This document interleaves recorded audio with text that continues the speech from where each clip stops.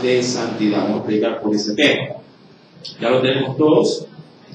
Zacarías capítulo 5, versos 1 al 4. ¿Sí? Y lo leemos la porción en el nombre del Padre, del Hijo y del Espíritu Santo. De nuevo alcé mis ojos y miré, y he aquí un rollo que volaba. Versículo 2. Léalo.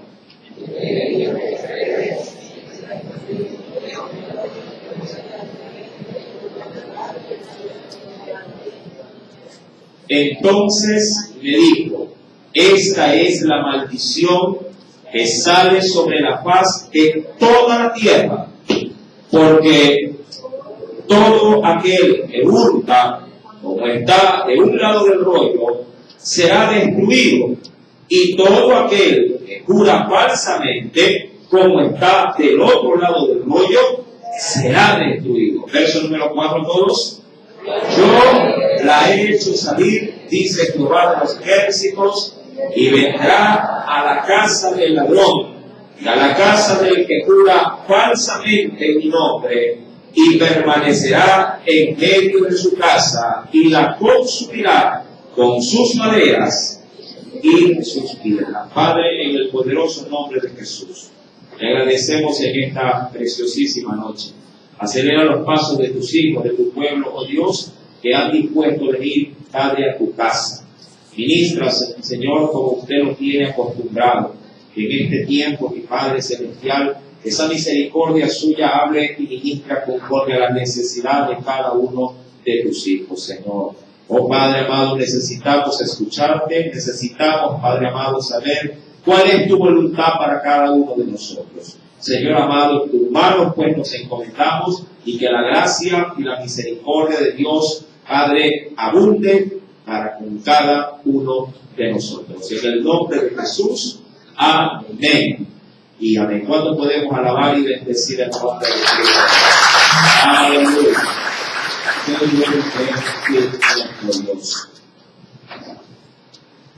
En el libro de Zacarías, capítulo número 5, mi amado, ¿sí? Es obviamente una nueva visión, gracias. Es una nueva visión de la cual, ¿sí?, el Señor va, ¿sí?, a la hora de ilustrarla con el profeta, va a darle una gran lección a su pueblo. Siempre hago la misma introducción porque es necesarísimo poder ver en medio, ¿sí?, de cada visión que Dios le va dando a Zacarías, hacer el énfasis de cuál era la circunstancia por la que el pueblo de Israel estaba pasando. Y bueno, para los que ya la saben, que bien, pero para los que no, sí, les va a servir de mucho. El pueblo de Israel, mi amado hermano, estaba reedificando la ciudad, sí, por lo menos los muros, y también el templo de Jerusalén. Ciro había dado la orden para que el pueblo, los que quisieran, ¿sí?, pudiesen retornar a Jerusalén de ese gran exilio que lo tuvieron que llevar a cabo allá en los tiempos de Nabucodonosor, rey de Babilonia. El pueblo regresó, pero no lo que se esperaba. Fueron, a la verdad, pocos en consideración de los que se fueron cuando fueron esparcidos. Pero el pueblo que regresó, mi amado hermano, lo hizo de todo su corazón. Y al inicio, cuando se comenzó a edificar muros y se comenzó a edificar la casa del Señor, todos lo hacían de una manera perseverante. Pero, sí, como es también bien sabido en los tiempos de Esdras y Nehemías, porque de ahí se toma como base el libro de Zacarías, siendo él el profeta contemporáneo juntamente con otros más. El profeta de Dios da un mensaje de esperanza al pueblo porque las dificultades comenzaron también a aparecer, como era de esperarse. Mi amado hermano, Sanballat, Tobías y Gesem, que eran, como puestos como cabecillas y dirigentes allá en Samaria y en las regiones que circundaban, sí, la nación de Israel, se opusieron a que Jerusalén, así como en la actualidad, sea nuevamente una nación. Mi amado, pero sin embargo, sí, el pueblo continuó, sí, por allí algo de temor entró en ellos, pero en una mano, dirá el texto, ponían, sí, las manos para poder trabajar, y con otra mano tomaban la espada, la lanza, el escudo para poder darse protección. Mi querido hermano, hasta ahí el pueblo avanzó, pero sus enemigos, hablando de estos tres principales, lograron detener la obra. Enviaron un documento obviamente falseado, en este caso al emperador o al rey de turno, que ya vendría a ser Darío, y paró en la construcción. Por casi 14 años la construcción se vio paralizada. Pero sin embargo, nuevamente Dios despertó en el rey para que se dé la orden y se volvió a hacer la construcción. Y querido hermano, es allí cuando Zacarías tiene a bien prestarse para Dios, para dar un sinnúmero de, digamos, de revelaciones a través de las visiones, para animar, fortalecer, pero también para exhortar al pueblo que estaba edificando. Cuando vamos al capítulo 5, ya dicho todo esto, en el versículo primero, una nueva visión va a recibir el profeta Zacarías. Versículo 1 nos dice ahora: de nuevo alcé mis ojos y miré, y ahora se encontraba, dice la Escritura, viendo ¿qué cosa? Viendo un rollo que volaba, es decir, un rollo que se suspendía, digamos así, en el firmamento, o en el cielo. Ese rollo es evidente que para Zacarías era algo muy reconocido. No era otra cosa más que el rollo de las Sagradas Escrituras o el rollo de la ley. Específicamente llamado, se debe de entender que los escritos bíblicos de aquel entonces no eran como los libros que tenemos nosotros a mano, sino que eran pergaminos que se enrollaban y que eran escritos estrictamente a mano. Ese rollo contenía dentro de sus muchas letras, contenía sobre todo 2 mandamientos, solo 2, o por lo menos los 2 más trascendentales, de los cuales Dios tomaría para poder exhortar al pueblo. Las visiones anteriores, las 5 primeras visiones, fue para animar, fue para dar esperanza, para poder, inclusive se recuerdan la visión del sumo sacerdote Josué, ¿verdad?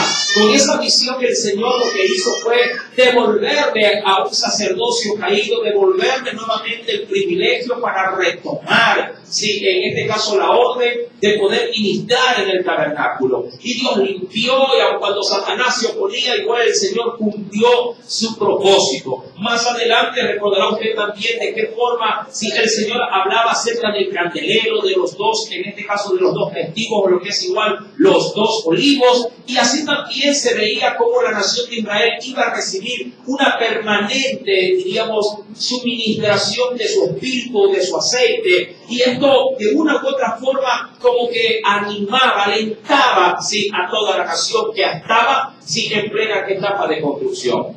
Pero en el capítulo número 5, mi amado, Dios se enfoca en 2 males que ese mismo pueblo, ahí, construyendo el templo, edificando los muros, comenzó, mi amado hermano, comenzó a manifestar. Y esos 2 grandes males son los que justamente, mi amado, se podría decir que son el eje esencial de esta enseñanza. Sin embargo, mi querido hermano, hay algo importantísimo que no lo puedo dejar pasar por alto. De acuerdo al tema de esta noche, del cual se ha dicho que es una medida de santidad, el Señor inicia su visión haciendo o dando lugar para poder reconocer de cuánto era la medida de este rollo. Y eso tiene algo especial, mi amado hermano, porque en la Biblia, como usted también me lo ha escuchado decir muchísimas veces, en la Biblia nada está escrito al azar. Todo tiene un propósito. Cuando vamos, pues, lo primero que se identifica en el verso primero es que el rollo, mi amado hermano, no estaba quieto.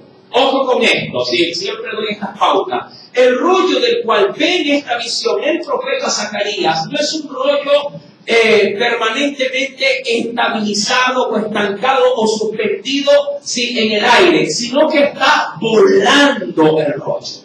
¿Sí? Esto tiene, obviamente, tiene una implicación espiritual muy grande. Esto, mi amado, bien se lo podría asimilar como que la palabra, porque era la palabra lo que contenía el rollo. La palabra de Dios no se quedaba quieta en un lugar, sino que, diríamos, se encontraba en un constante movimiento. Y eso implica, mi amado, lo que también dirá la carta a los hebreos, que la palabra de Dios es viva. La palabra de Dios, así adicionalmente a esto, es eficaz y también es cortante, como toda espada, dice allí, de doble filo. Pero me quedo con lo primero. La palabra de Dios no se detiene, la palabra de Dios no se queda estancada. Ella misma, mi amado hermano, sí, se ve por doquier. Y mucho más en medio de su nación Israel y en medio de Jerusalén. Eso implicaba de que su palabra, mi amado hermano, sí, estaba siendo de una u otra forma expuesta en todo el territorio en el cual se veía que se movía. Y es evidente que también Zacarías se encontraba en medio de esa conclusión, ya que él era el que tenía que proporcionar las visiones al pueblo para que sigan animándose, pero también para que sigan corrigiendo las deficiencias que tenían. Hasta la quinta visión el pueblo no había sido de una u otra forma exhortado de manera frontal, pero en esta visión el pueblo lo será. Y está bien, mi amado, porque si bien es cierto, uno pudiera estar ejerciendo el ministerio o ejerciendo el sacerdocio o ejerciendo el cristianismo, pero eso no implica de que uno incurra penosamente, sea por omisión o sea por negligencia, y uno incurre en cierto tipo de males. Y creo que eso sí, mi amado, a la presente fecha es algo que penosamente sí abunda en medio del pueblo cristiano. Sí, uno se podría decir que se acostumbra a lidiar con ciertos males o ciertos pecados que a nuestro entender no son tan graves y que el Señor me los podría dejar pasar por alto. Pero en este caso no va a ser así y por ende a nosotros tampoco. Ahora, ese rollo del cual la Biblia nos dice, sí, que está volando así, en medio del firmamento, como lo dice el versículo primero, de nuevo alcé mis ojos y miré, y he aquí un rollo que volaba, y me dijo el Señor, ¿qué ves, Zacarías? ¿Qué es lo que estás viendo? Y él respondió, veo un rollo, pero un rollo que vuela. Es decir, veo uno de los pergaminos de la ley, porque la verdad eso era por el contenido, pero no está estático, a diferencia de la visión que posiblemente se le dio al apóstol Pedro. Él también vio un lienzo, una especie de rollo, pero no era de la ley, sino era así una especie como de mantel, pero se mantenía estático arriba de la terraza en la que él se encontraba. Entonces dice la Biblia, veo un rollo, pero un rollo que vuela, y adicionalmente a eso, y aquí hay algo especial, él identifica no solamente el rollo, sino que también le da las medidas de ese rollo. Y como le insisto, nada está escrito al azar. Esas medidas, de las cuales se dice en el verso 2, de 20 codos de largo y 10 codos de ancho, no es otra cosa más, mi amado hermano, que las medidas del atrio interior, es decir, del lugar santo. Cuando uno lo coteja con la Biblia, acompáñeme por favor, venga conmigo a la Escritura y veamos una referencia. En el libro de Nehemías, acompáñeme por favor. Sí, vayamos por favor. En Primera de Reyes, luego iremos a Nehemías. En el primer libro de los Reyes, capítulo número 6, cuando Salomón está edificando el templo, ya no obviamente conforme al tabernáculo del desierto, sino ahora es una estructura estable, una estructura debidamente, digamos, ya dispuesta para un lugar permanente. Sí, ahí se empezará a erguirlo, a levantarlo, y se tomará este tipo de medida. El primer libro de los Reyes, capítulo número 6, mira lo que nos dice el Señor en el verso número 3.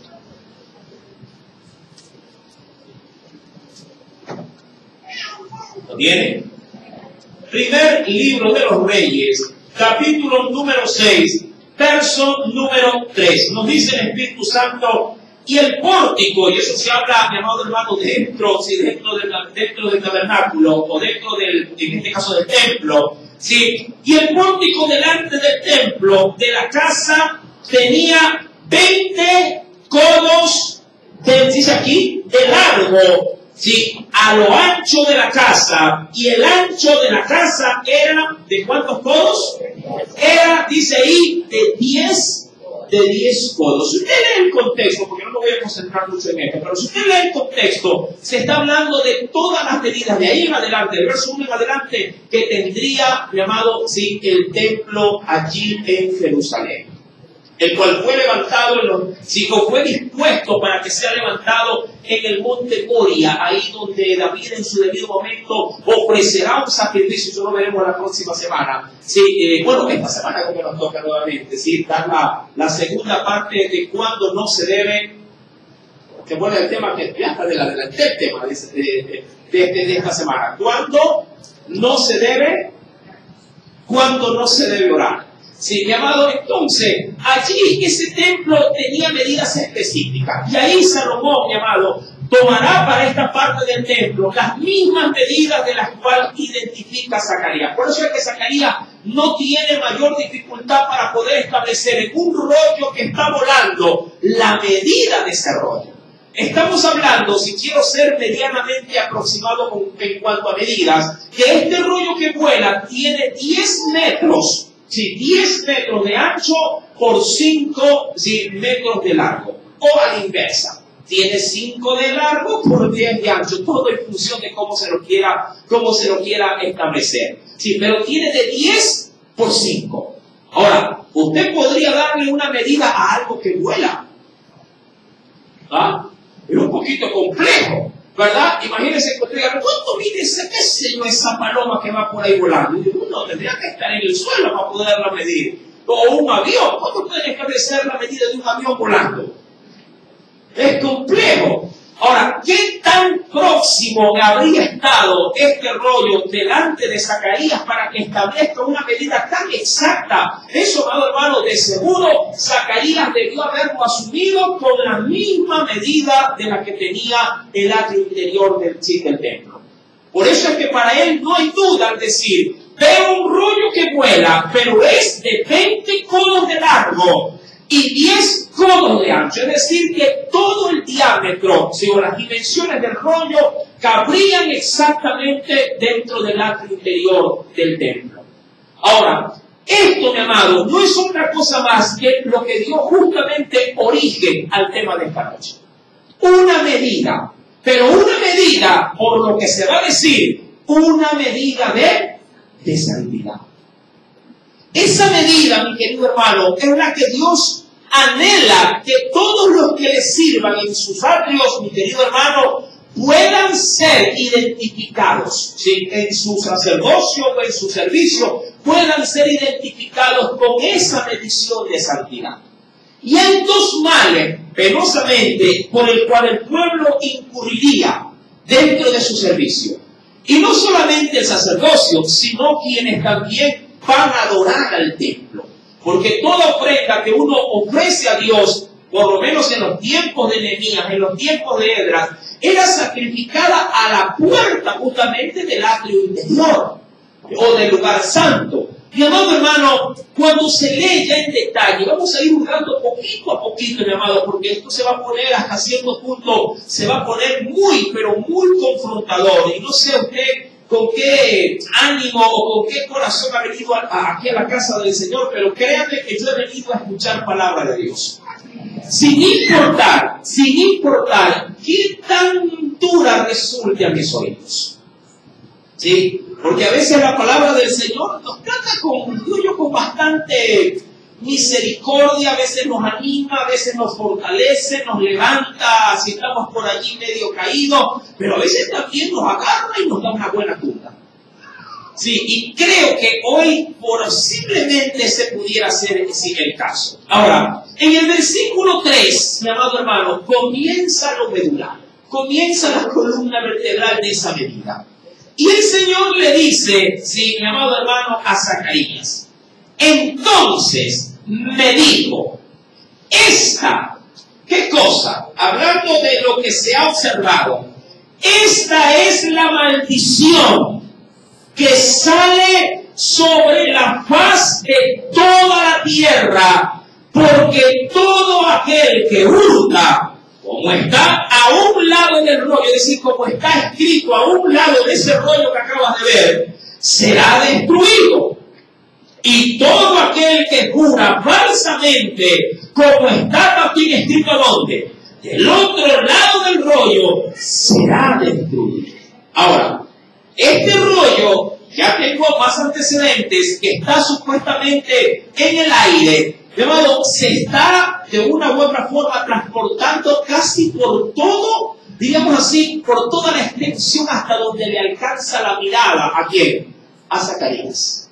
Porque el Señor le hace saber que ese rollo, ojo, va a recorrer por su forma en la que se está presentando, no solo para Jerusalén, no solo para Israel, no solo para Samaria ni para Egipto, sino para toda la tierra. Entendamos esta primera y gran parte, es decir, que la demanda de Dios, amado, no solo será para el pueblo, sino para todo habitante o para todo morador de la tierra. ¿Por qué, mi amado? Porque Dios es Dios de creyentes y de incrédulos, nos guste o no reconocerlo. Dios es Dios de buenos, justos, santos, pero también de malos, perversos y malagradecidos. Dios sigue siendo Dios. Amén. De ahí que entendemos que Dios hace salir el sol y hace llover sobre buenos y malos, sobre justos y sobre injustos. Y su palabra debe de ser, obviamente, reconocida por todo término de la tierra. Cuando leemos el versículo número 3, estos males de los cuales Dios, mi amado, anuncia a través de su rollo, son dos. El primer mal, como lo dice la Escritura, es, llamado, hacerle saber a todo hombre que ha infringido en su palabra, en lo que está escrito en ese rollo, en un extremo, ha infringido, mi amado hermano, hurtando, ojo, hurtando, sí, al Señor. Luego veremos de qué se trata. Y el segundo, mi amado hermano, es que el mismo pueblo ha hecho juramento falsamente, o ha dado su palabra sin poderla cumplir. Ahora, dentro de esto, mi querido hermano, yo he establecido algo que obviamente nos podría ayudar un poquito, sí, para poderlo entender. Ahora, vamos al escenario más cercano. ¿Qué estaba pasando dentro de la ciudad de Jerusalén en ese mismo y preciso momento? ¿Qué es lo que estaba ocurriendo? El pueblo estaba trabajando, el pueblo estaba sirviendo, el pueblo estaba dedicado también en parte a la edificación del templo y en parte a la edificación de los muros. Pero el pueblo, mi amado hermano, también estaba viviendo bajo condiciones y términos muy, pero muy adversos. Estos dos grandes males, mi querido hermano, sí, estaban comenzando a apoderarse de los habitantes de Israel o de Jerusalén. Ahora, para poderlo entender, vayamos al primer aspecto bíblico. Veamos, por favor, qué nos dice a través de la Escritura en el libro de Nehemías. Quisiera empezar, sí, por el primer mal que Dios logra detectar.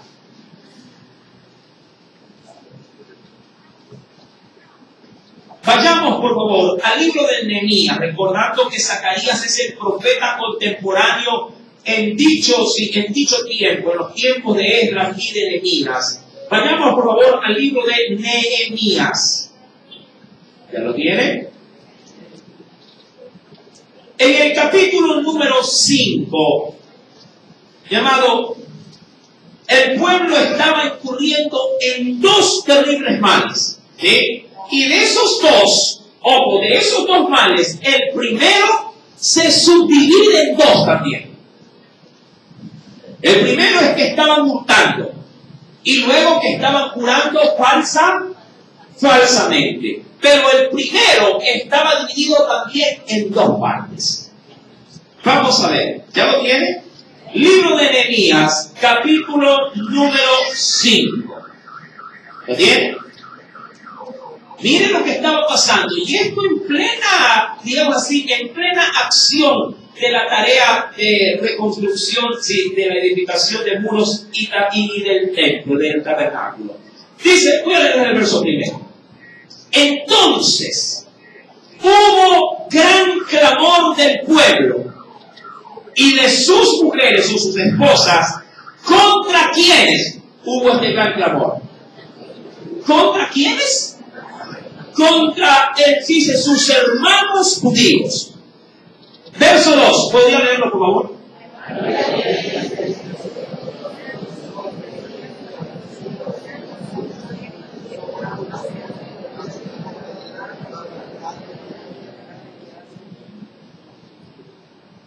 Vamos por ahí.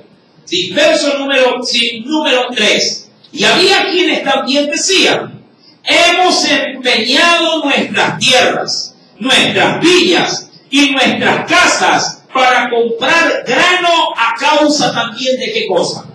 A causa del hambre. Verso 4.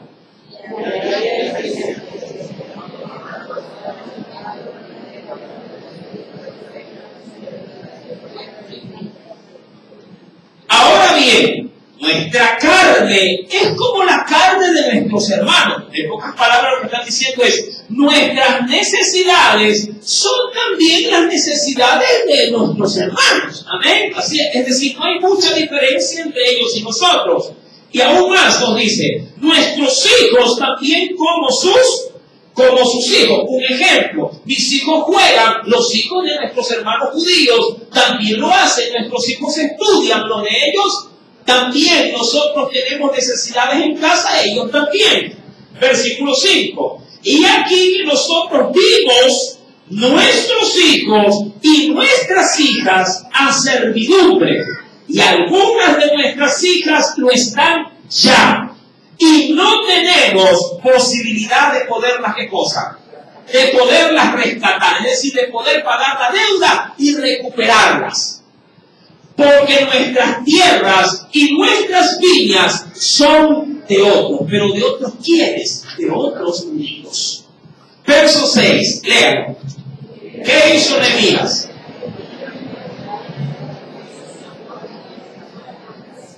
Entonces lo medité y reprendí a quienes de estos judíos. ¿Quiénes eran estos judíos que estaban causando semejante perjuicio? Reprendí a los nobles y a los oficiales y les dije: ¿exigís interés cada uno a vuestros hermanos? Y convoqué contra ellos una gran asamblea. Ahora, mi amado hermano, este es el primer mal, en parte, que vamos a ver, porque el primer mal se va a dividir en dos. En este primer mal se descubre o se destapa la olla de que dentro del mismo pueblo se estaba haciendo cobro excesivo de intereses. O se estaba sacando provecho o ventaja de una manera desproporcionada, si en medio del propio pueblo que, a la verdad, si bien es cierto, tenía que alimentarse, tenía que administrar sus casas, pero no tenía los recursos para poder, obviamente, pagar, digamos así, cantidades onerosas, en este caso prestadas por sus hermanos. Si bien es cierto, y aquí hay algo importantísimo que tengo que aclarar, si bien es cierto, la Biblia nos enseña que si prestamos debemos de pagar.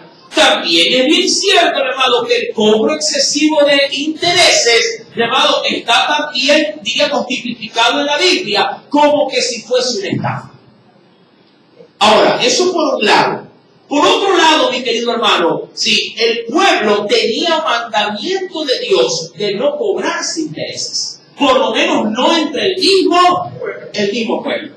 Cuando se lo hacía dentro de la indicación de las naciones extranjeras o de los extranjeros que vivían en medio de ellos, para darle hasta cierto punto cierta comodidad y beneficio por ser todos parte de la misma nación de Israel, porque no nos podemos olvidar que todos salieron de los lomos de 12 hermanos, 12 en total.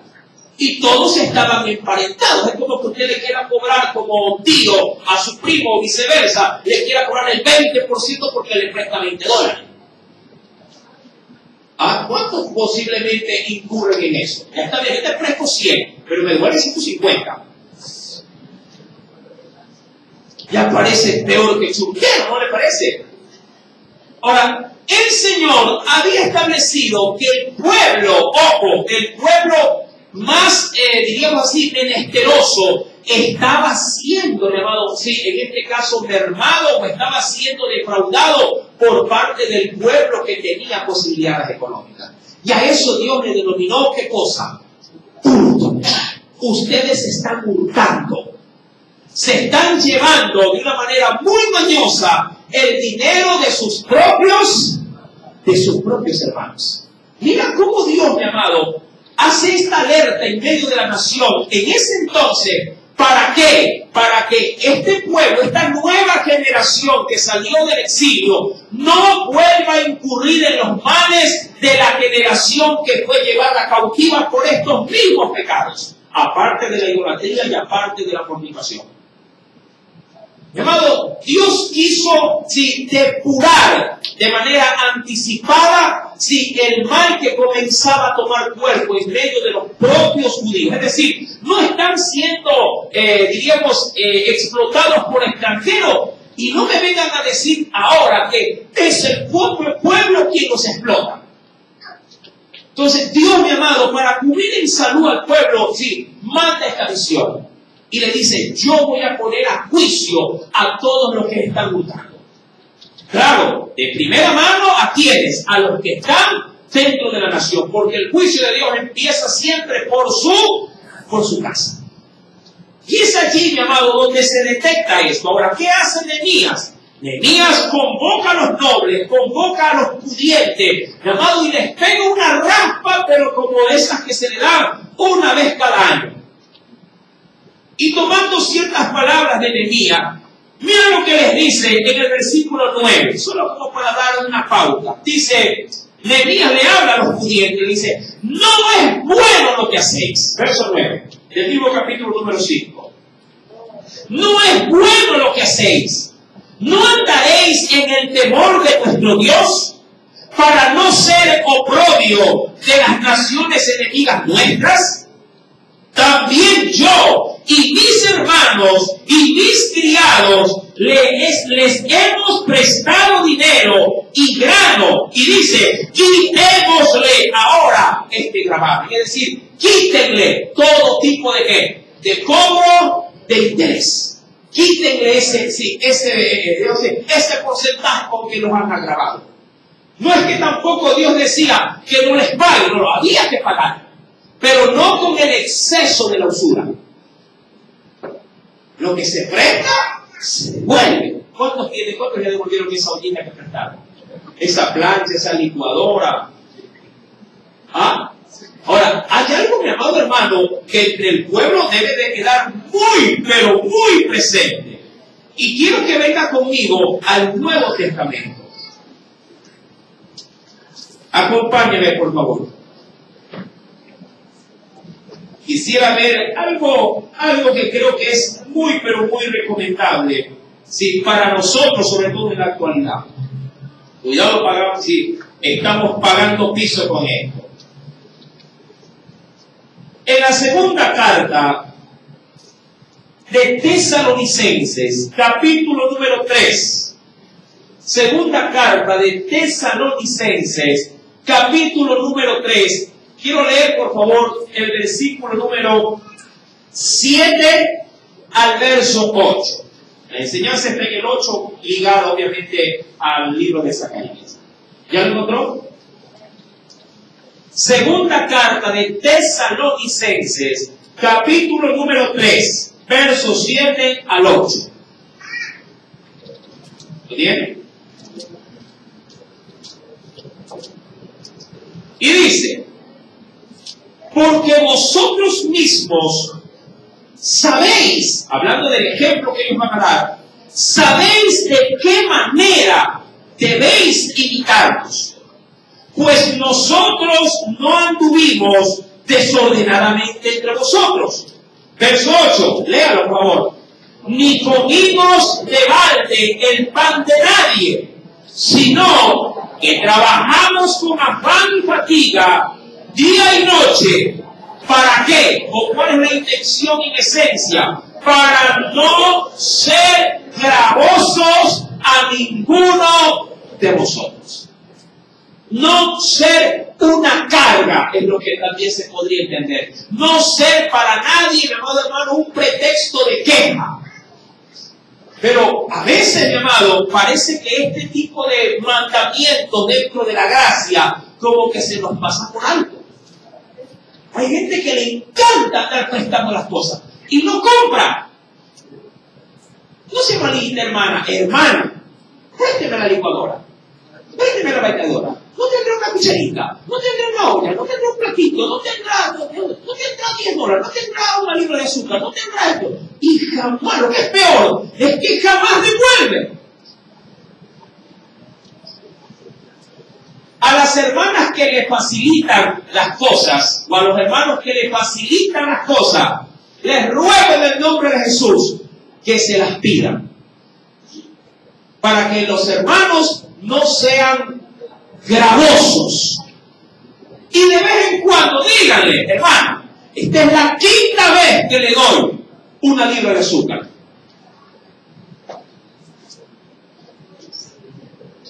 O esta es la 11ª vez que le presto la plancha. Ahora, si usted tiene 2 planchas, regálele la plancha. Y a los que andan prestando, por favor, trabajen y cómprense una plancha. Porque para poner recargas de celular, mi amado, ponen hasta 2 y 3 veces por semana.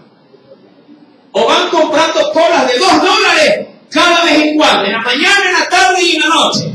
Y no tienen para comprarse una olla. Mire, yo le dije que la palabra hoy iba, se lo anticipé. Sí, para todos los que me miran mal. No sea gravoso. Si alguien le da algún tipo de facilidad, está bien. No digo que la ayuda entre los hermanos no deba de existir. Extendamos la mano. Pero al que la coge como de parte de Dios, mi amado, no sea tampoco una carga muerta. Está bien que lo ayuden por un tiempo, pero está pésimamente mal que lo ayuden todo el tiempo. Un tiempo se le da la mano, pero no todo el tiempo. Si tiene necesidades, salga a buscar trabajo. Como yo siempre lo digo desde el altar y me mantengo. Los que no tienen dónde trabajar o cómo ganarse el pan de cada día, venga al final del culto conmigo que yo les doy trabajo. ¿Cuántos no tienen trabajo? Vamos. Qué bueno, Dios los ha bendecido. Perfecto, al final del culto hablamos. Yo le facilito el primer racimo de verde y el primer litro de aceite y pone a hacerse tortillas y le pongo el queso de y saca a vender. Ya está el trabajo. Con charol en mano a las construcciones, a ofrecer tortillas. No tienen trabajo, les compro la primera paja de agua y a subirse en los colectivos y a vender agua. Ahora que la naranja está tan barata, le compro un 100 o un saco de naranja y exprime a vender una naranja. Pero no me venga a decirme que no hay y por eso presto. Y por eso siempre ando de casa en casa de hermano siendo una carga. Amén. Ahora, bueno, a ver, se apunta con mi esposa todo lo que quiere trabajar.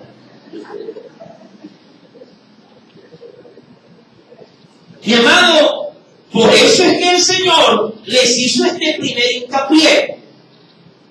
Hablándole obviamente a los pudientes de Jerusalén, les dice, ¿cómo es posible que hagan esto? Versículo número 11. Os ruego, va más adelante por el gravamen, los intereses. Os ruego que le devolváis. ¿Cuándo? ¿Cuándo? Verso 11 del capítulo 5 de Nehemías. Hoy sus tierras, sus viñas, sus olivares, sus casas y la 70ª parte del dinero, del grano, del vino, del aceite que demandáis de ellos como interés. Esto era usura, mi amor hermano. Era usura. Lo triste, mi amado hermano, es que se lo estaba realizando con el mismo pueblo. Mira, cuando uno lee esto y ve lo que aparece en la visión del rollo, uno dice, Dios tiene toda la razón. Pero este es el primer mal repartido en dos, de los dos males que tiene. El pueblo no solamente, y esto se sobreentiende, estaba pasando por una situación económica gravísima, que obviamente estaba siendo gestada por la, digamos así, por la jerarquía, diríamos así, rica de los judíos. Sino que adicionalmente a esto, dentro de este segundo mal del hurto, llamado, le estaban robando a Dios. Amén. Aquí está el segundo mal. Porque si volvemos, por favor, al libro de Zacarías, capítulo número 5, y esto yo creo que ya lo hablé con amplitud cuando se dio la introducción del capítulo de Zacarías. Vimos todos los profetas contemporáneos, Oseas que era uno de ellos, Zacarías también estaba por aquí, también estaba Malaquías, también estaba, mi amado hermano, como ya se dijo, Esdras, Nehemías, es decir, Zorobabel, Josué, algunos, digamos así, protagonistas dentro de ese ambiente estaban allí. Amós también estaba. Cuando vuelvo a Zacarías capítulo 5, versículo número 3, Dios está indignado porque les dice, esta es la maldición, ya la maldición ya estaba volando.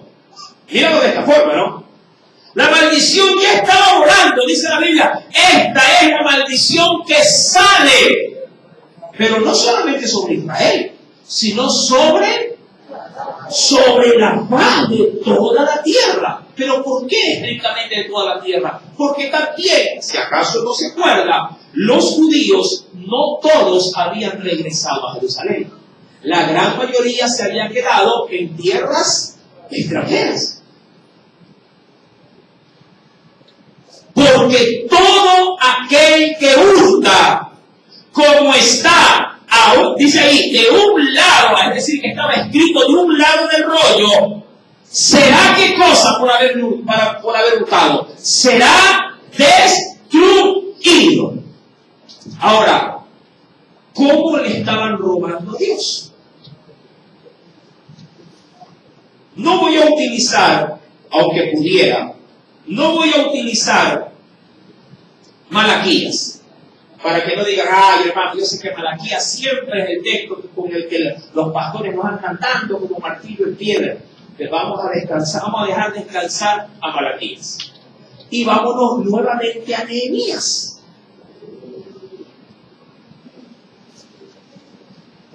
Ahora al capítulo 13.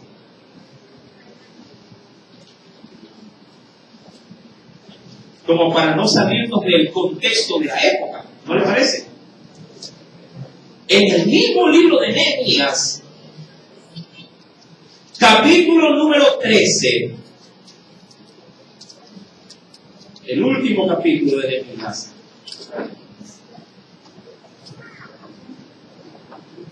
¿Encontró?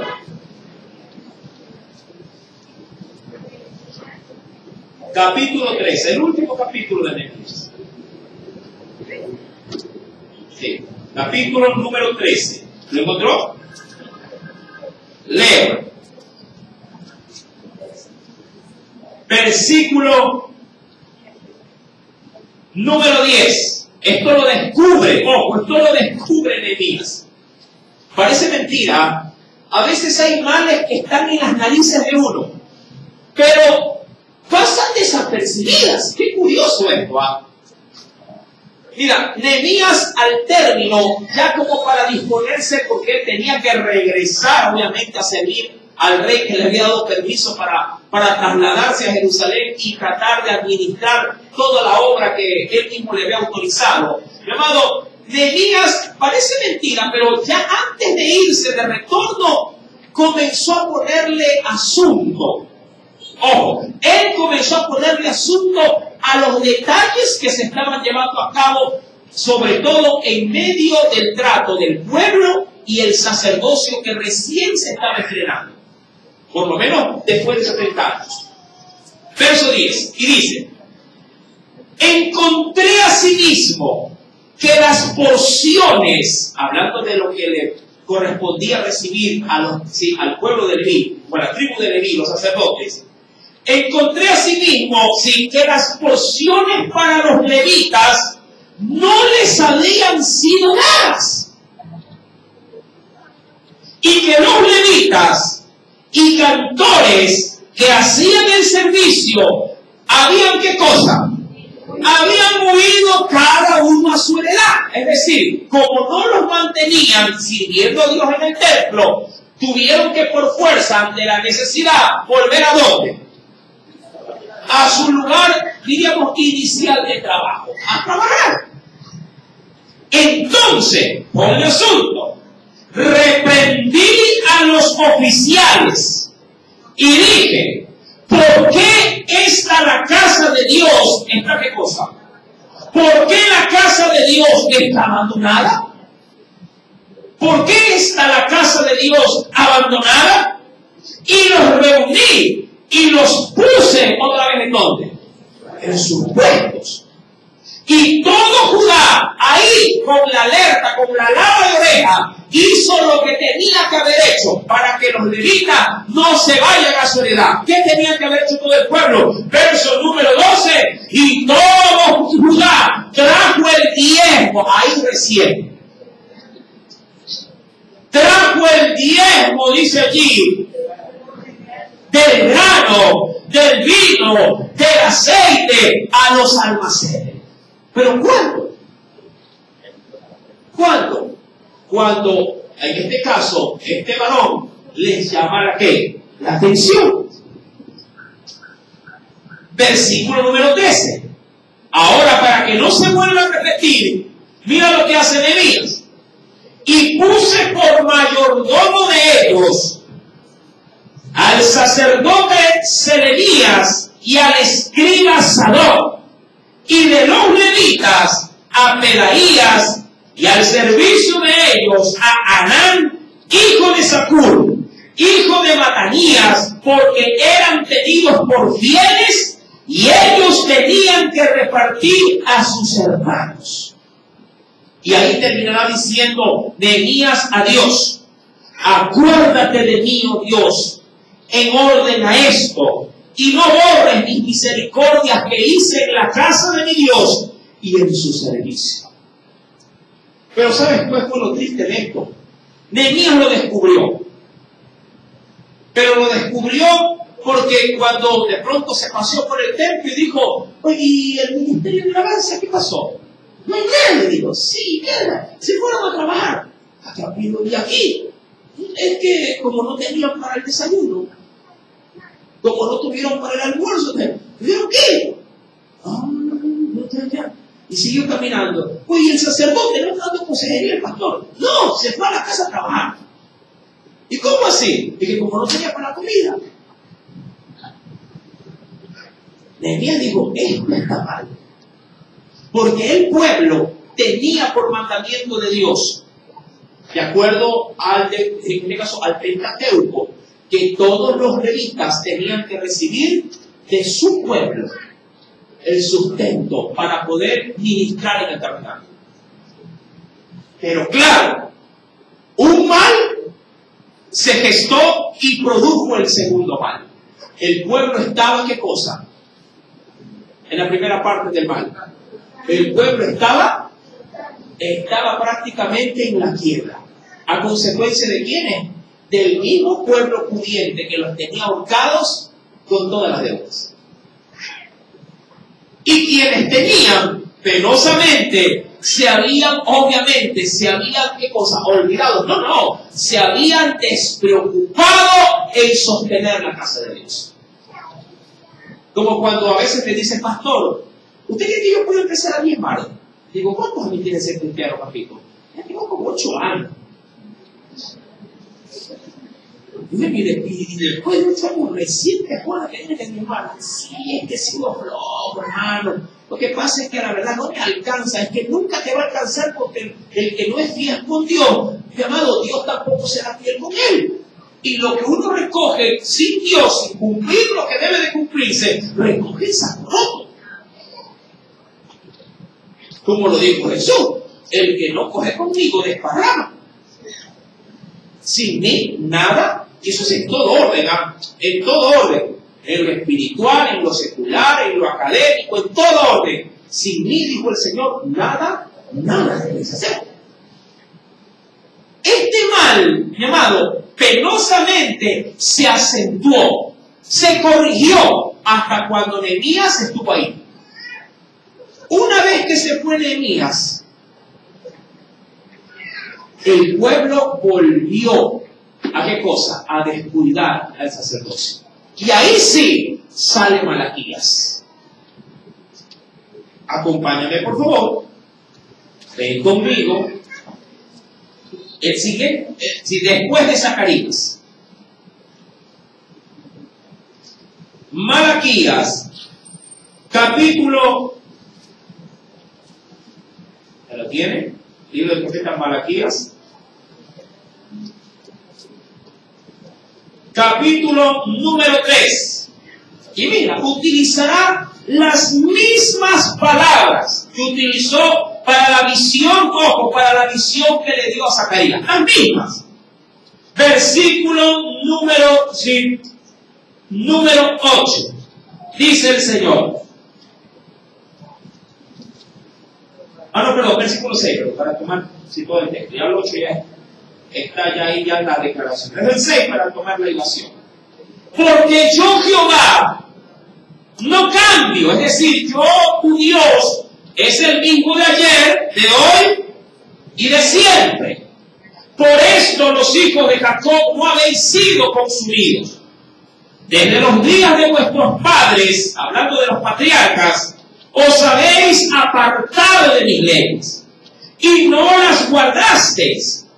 Volveos a mí y yo me volveré a vosotros, ha dicho Jehová de los ejércitos.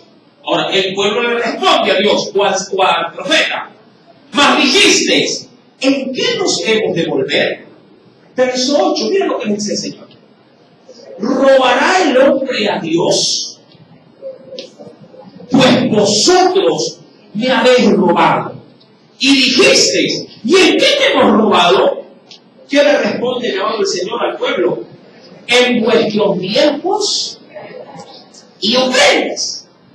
Malditos sois con maldición.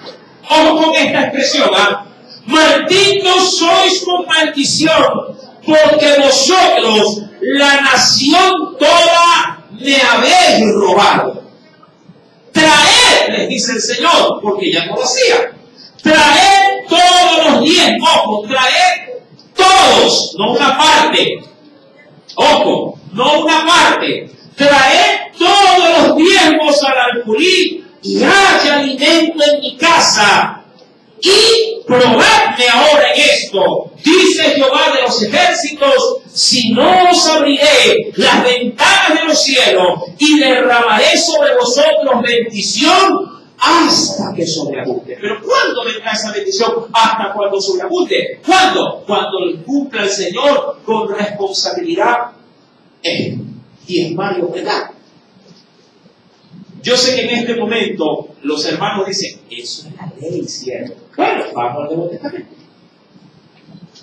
De una vez. ¿Quién dijo bien? Primero empiezo con mi Jesús, el cual es muy bueno. Mateo 23, verso 23.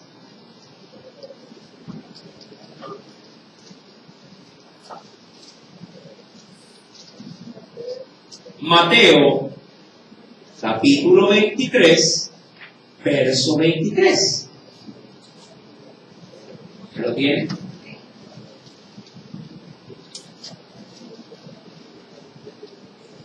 Veamos si Jesús impide o no impide el diezmo. ¿Lo tiene? Así como la ofrenda de la viuda. ¿Se le impidió o no se le impidió el Señor a la viuda que ofrendara?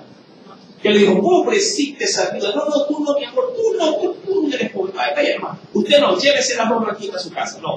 El Señor esperó que dé las dos blanquitas y ahí ¿qué hizo? La elogió y dijo, esta mujer ha dado todo. ¿Sí o no? Esta ha dado todo. Todo cuanto tenía. Los otros dieron de lo que les sobraba. Pero a esta ha dado todo lo que tenía. Bien, Mateo 23, verso número 23. Mira lo que nos dice el Espíritu Santo. ¡Ay de vosotros! Y por ahí el Señor pega un ay de juicio para esta generación. Escribas y fariseos, hipócritas, porque diezmáis la menta, hablando de la gramínea, ¿sí? O las especies, diezmáis la menta, diezmáis el eneldo. ¿Hasta qué cosa diezmaban? El comino, si había 100 granitos, o sea, 10 granitos son para el Señor. Diezmáis la menta, el eneldo, el comino. Pero hacían penosamente algo equívoco. Habían dejado lo más importante de la ley, que era la justicia y la misericordia y la fe. Y aquí es donde el Señor da al clavo. Esto era necesario hacer. ¿Qué cosa? ¿Qué cosa era necesario hacer? ¿Qué cosa? Diezmar. Es necesario hacerlo. Porque de lo contrario, ¿cómo se hubiera sustentado todo el gran conglomerado de sacerdotes de la época? Había que hacerlo. Pero sin dejar de hacer, ¿qué cosa? Aquello. ¿Aquello de qué? Misericordia, justicia y fe. Aquí el Señor no dice, no, a ver, ya no diezmen, no. Hagan esto sin dejar de hacerlo. Y vamos a rematar. Carta a los Hebreos, capítulo 7. Ya nos metemos de lleno en la gracia.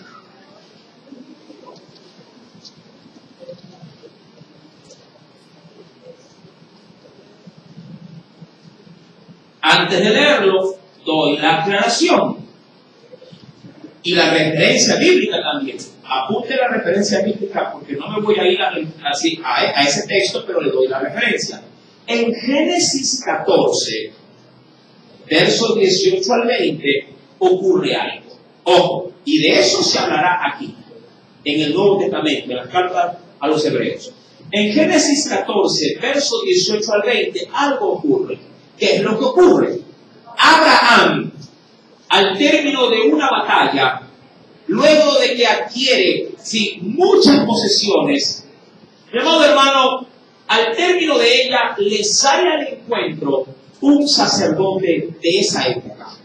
No era levita, ojo, no era levita, ni siquiera estaba el sacerdocio instaurado. De hecho, ni siquiera habían los mandamientos.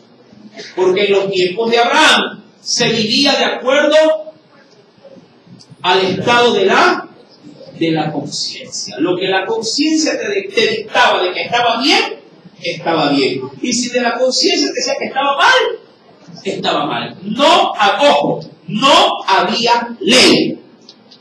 Para aquellos que hoy dicen, no, la Biblia no me interpreta, eso es por conciencia. Abraham no tenía ley, pero tenía conciencia. ¿Conciencia de qué? De que había un Dios y que él quería vivir agradable a ese Dios. Y al término de esa batalla, mi amado hermano, le sale al encuentro un sacerdote que no era ni levita. Simplemente alguien Dios tomó de medio de la época de Abraham y puso en su corazón que ministrara las cosas de Dios. Y Abraham, sin que tenga antiguo ni Nuevo Testamento, porque insisto, no había, hermano, va hacia el sacerdote y le entrega todos los diezmos que él tenía. Recordando que para aquel entonces de acuerdo a la Biblia, Abraham no era rico, era riquísimo, dice la Biblia. ¿Sí? Hay mucha gente que dice, no, yo porque soy pobre, digamos, si yo tuviera bastante dinero, yo no diezmar porque eso va a bastante dinero. Ese es el concepto del hombre. Entonces, mi amado, Jesús toma esta referencia y la vamos a leer en Hebreos capítulo 7. Amén. Mire que ya les di la referencia. De Génesis 14, versos 18 al 20. La apunta y la lee en su casa, si gusta, le lee todo el pasaje bíblico para que tenga mayor criterio a la hora de sacar su conclusión. Bien, versículo número 8. Mire que le aclaré el contexto para no sacar el texto del contexto. Verso 8. Mira lo que dice Pablo. Ya en el tiempo de la gracia. Y aquí, hablando del momento exacto en el que se escribe la carta, ciertamente, dice él. No dice que no, dice que sí. Y aquí, ciertamente, reciben los diezmos. ¿Quiénes? Pregunto no. ¿Quiénes? ¿Es verdad? Hombres mortales. Pero allí, hablando en tercera persona, ¿pero de quién? De Jesús. Sí, tipificado, por eso digo en tercera persona, tipificado según al sacerdote del cual se hace referencia, que es el sacerdote llamado Melquisedec, porque de ahí saca la referencia en el contexto. Pero allí, uno de quien se da testimonio de que vive, y por decirlo así, en Abraham pagó el diezmo, también tiene incluido ahí. Porque todavía no nacía Leví. También diezmó quién a través de Abraham. Leví, que recibiría obviamente qué cosa futuro, que recibe los diezmos. Porque aún estaba en los lomos de su padre cuando Melquisedec le salió a después. Ahora yo te pregunto así, tal cual como lo has leído, considerando el contexto, ¿está abrogando el diezmo o lo está remarcando? Mi amado hermano, yo entiendo, no me puedo apartar de aquello. Yo entiendo que para muchos el diezmo, para muchos cristianos, es algo opcional. Y nosotros, hablando de quienes servimos al altar, mi amado, nos vemos simplemente en la obligación de enseñar.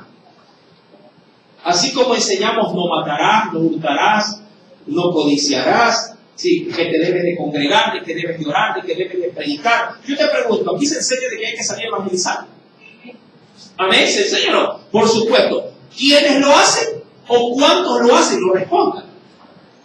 No depende, ¿verdad? En este caso del predicador, de obligarnos a salir a evangelizar. Evangelizan no los que quieren ni los que pueden, sino los que aman. Porque en agradecimiento a Dios vienen y dan de gracia lo que de gracia recibieron, el mensaje. Lo mismo ocurrirá con el diezmo. No diezma el que quiere, ni el que puede. Porque hay muchos que no, yo quiero diezmar. De verdad, sí. Y ya lo he hecho. No, todavía no, pero yo quiero. Dios sabe que yo quiero. Pero no diezmo. Hay otros que también dirán, hermano, yo no puedo diezmar. ¿Y por qué? Porque es que como no trabajo. Y 5 mil diálogos, eso sí, y el rico, hermano, café con 2 bolognas.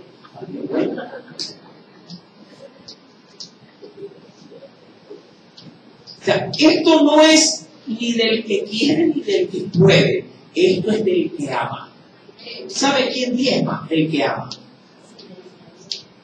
¿Quién ofrenda como corresponde? El que ama. ¿Quién deja para la comida? Como se debe en casa. ¿Quién? El que ama a su familia. El que no lo ama, mi amado, agarra esa puerta, la patea y la tira y se va, sin importar de no haber dejado ni un solo dólar. Y la mujer en la casa verá de dónde diablos saca la comida. ¿Me equivoco o no me equivoco? hablo verdad. Tanto así que esas mismas mujeres son las que dicen, pastor, por mi esposo que nos está matando de hambre, no deja ni $1. Así es. Porque el que ama no solamente da, sino que va más allá de lo que la familia necesita. Si son egoístas con la propia mujer y con sus propios hijos, ¿cómo no le robarán y le hurtarán a Dios? Pregunto yo. Si no aman al que ven, ¿cómo amarán y entregarán sus diezmos ofrendas al que no ven? Esto no se trata, mi amado hermano, de que si la ley o la gracia me lo dice o no me lo dice. Esto se trata de que si yo amo a Dios y le agradezco y honro a Dios con mis bienes, como lo dice la Biblia.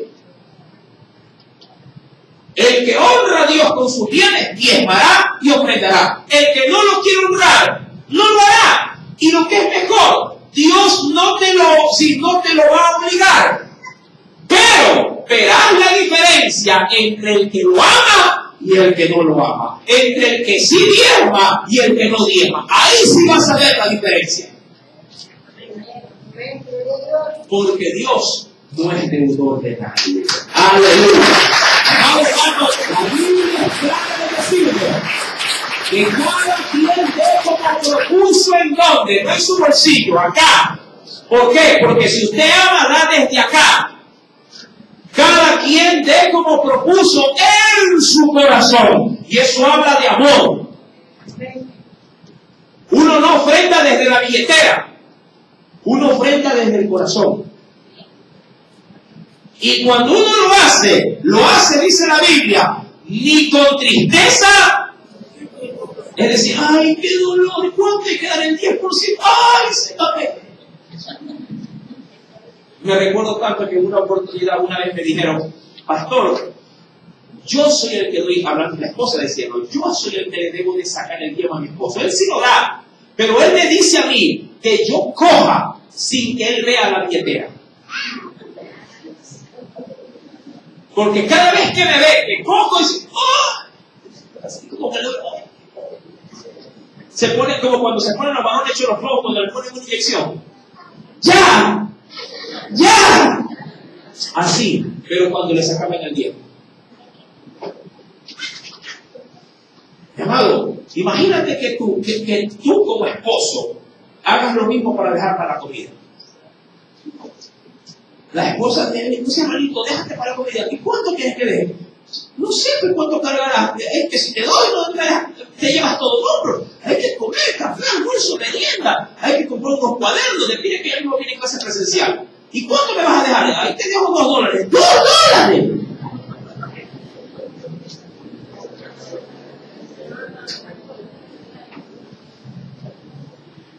El que ama, mi hermano, no dejará el día 20 y él se irá con los dos.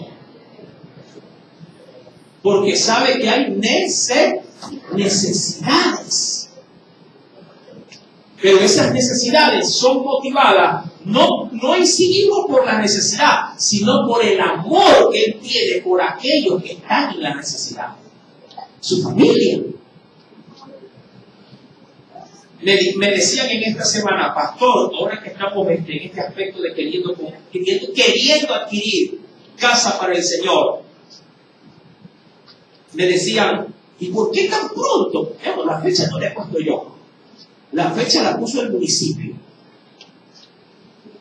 Y el municipio, por eso que mandé el archivito para el grupo de WhatsApp, le mandé a todo el grupo. Ahora, lo que pasa es que como la gente solamente ve la primera carátula, la imagen, y no da doble clic, no se pone a leer. Ahí está. Fecha límite para la subasta. ¿Qué fecha tiene? Ahí está la fecha. La fecha no la puso el pastor, la puso el municipio. Amado hermano, Dios le dijo al pueblo, ustedes me han hurtado. En Zacarías 5, verso número 4, y porque todo aquel que me ha hurtado, dice la Biblia, será destruido. Claro, y lo hurtaron de doble manera. Hurtaron al pueblo y le hurtaron a él. Ahora, yo ya estoy explicado. El hurto es la toma de las cosas sin violentarlas. Cuidado, hacemos la ofrenda de Condorito o el diezmo de Condorito. Dicen las buenas lenguas que un día Condorito se reunió, él era pastor, y se reunió con 2 pastores más, 3. Se citaron en un determinado centro comercial, de lo mío, ¿sí? Y el uno llegó en burro y el otro llegó a pie, con una ropa andrajosa, y Condorito llegó en limusina. Y sentados todos, sí, y Condorito, que era el pastor, había invitado. Digo, yo no había invitado ahí en el Sudan Coffee, un cafecito. Le digo, vamos. Y dice, ¿y cómo es el éxito tuyo? Porque, ¿cómo le estás haciendo en tu parroquia? Porque aquí nos estamos muriendo de hambre. Le digo, y Condorito intrigado, dice, ¿cómo así? A ver, ¿cómo tú repartes las ofrendas? ¿Cómo haces con el Señor? Mira, yo hago una raya en medio de la iglesia, me paro en medio, tiro las ofrendas hacia arriba. Las que caen del lado izquierdo son para el servicio y para la manutención mía y de mi familia. Y las que caen a la derecha son del Señor. Y así me he manejado toda mi vida. Pero créeme que estamos muy alcanzados. Dice, interesante. Dice, ¿y tú? Al otro le pregunto. Bueno, yo hago algo semejante, pero no hago una raya, yo hago un círculo. Y me paro en medio. Tiro para arriba y todo lo que cae fuera del círculo es para mí. Y lo que cae dentro es para el Señor. Interesante también, le digo. ¿Y tú, Condorito, lo intrigado, Condorito? Yo también hago igualito a ustedes, pero no hago rayas. Yo todas las lanzo para arriba. Las que agarran eso para el que cae sobre mí.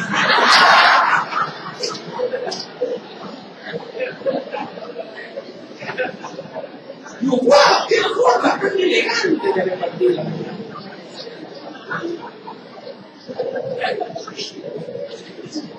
¿Cuántos hacen lo mismo con Dios? Ahora, ¿cómo reparte un cristiano lo que es para Dios? No hace ni raya, ni bomba, ni tira para arriba. Tiene que meterlo en el sobre y decir, Señor, esto es lo que te corresponde. Y lo pone en el alfolí y Dios te va a decir. Y punto. No hay mucho poco en la iglesia. Amén. Hasta aquí me quedo. No me cache con Dios. Con la vida. Es una anécdota que se me quedó bien grabada. Mi amado hermano, pero hay un segundo mal.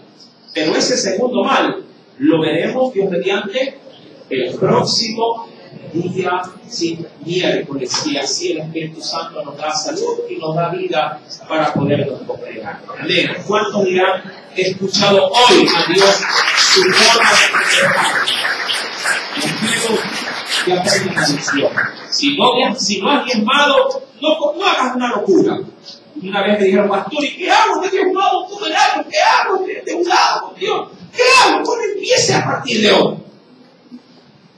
Arranque esa página y empiece ahora. Amén. Gracias a Dios, Él no te cobra ni con intereses ni te cobra deuda atrasada. Para Él tú le pides perdón, arranca la deuda y te dice, empecemos de nuevo. Amén. Eso es lo bueno de Dios. Él no te dice, ¿me debes? No, Él dice, no, tranquilo. Sé que lo hiciste por rebelde, o lo hiciste por ignorancia, pero a partir de hoy, sí, la Biblia dice que el que pide perdón, mi amado, y ahí confesando su pecado, se aparta, alcanza misericordia. Y Dios puede hacer eso el día de hoy. Amén. Si me ayudas con Lucia, vamos a hacer una oración.